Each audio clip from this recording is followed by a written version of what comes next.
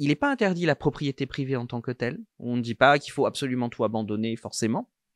Mais la priorité doit être absolument le partage et le fait de donner aux pauvres. Et cela reste quand même, me semble-t-il, une mise en question très nette de la propriété privée.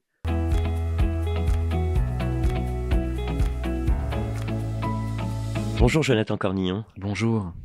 Vous êtes agrégé d'histoire, spécialiste de la Rome antique et des premiers siècles du christianisme normalien, membre junior de l'Institut universitaire de France, et vous êtes maître de conférences à la faculté des lettres de Sorbonne Université. C'est bien ça? Oui.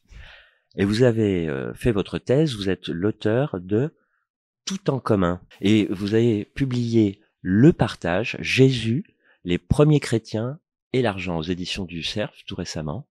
Alors Luc, vous l'avez dit, précise que des femmes riches aidaient Jésus de leurs biens et non pas faisaient le ménage ou l'intendance. Ces femmes, vous pensez que, vous le mentionnez, les exégètes ont des stéréotypes de genre? Je pense que ça arrive parfois. Effectivement, sur ce texte-là, j'ai pu être surpris. Attention, hein, ça ne réduit pas du tout toute l'exégèse de ces passages-là, mais surpris de voir que ces actions-là étaient attribuées aussi aux femmes, qui pourtant, dans ce texte-là, il est question vraiment que de l'argent qu'elles donnent à la communauté. Et ce sont des femmes, pour certaines, qui sont assez haut placées.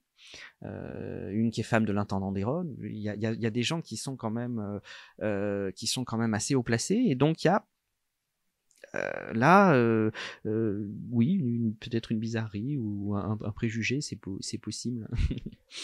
Les 12 étaient avec lui, ainsi que quelques femmes qui avaient été guéries d'esprits mauvais et de maladies, Marie dite de Magdala, de laquelle ces démons étaient sortis, et Johanna, femme de Chouza, intendant d'Hérode, et Suzanne, et de nombreux autres qui les aidaient de leurs biens. C'est dans Luc 8. Vous commentez les évangiles, ce qui fait que vous prouvez en quelque sorte, vous prouvez ce que vous dites. On retrouve ces femmes qui aident Jésus lors de l'inhumation de Jésus, quand il s'agit d'acheter des aromates pour l'embaumer, là aussi, il y a de l'argent. Oui, il y a de l'argent parce que c'est assez cher. Donc là, la dépense c'est quand même n'est pas négligeable. Alors selon les versions, il y a différents personnages qui sont impliqués, mais les femmes jouent un rôle très très important. Oui, absolument. Et puis un rôle en amont vraiment. Hein. Donc c'est remarquable. Oui. Vous déduisez de ces 4 premiers chapitres que c'est l'enrichissement des prédicateurs et la propriété privée pour ses disciples que Jésus interdisait à ce premier cercle de prédicateurs itinérants? Oui, je pense que là-dessus, les textes concordent vraiment de façon très très cohérente dans les 4 évangiles canoniques. Pas de propriété privée pour ses disciples, la caisse qui permet de subvenir aux besoins et de faire des actes caritatifs.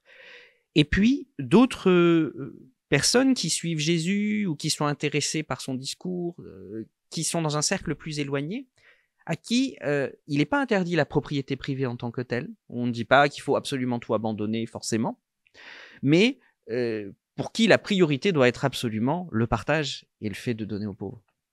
Et cela reste quand même, me semble-t-il, une mise en question très nette de la propriété privée.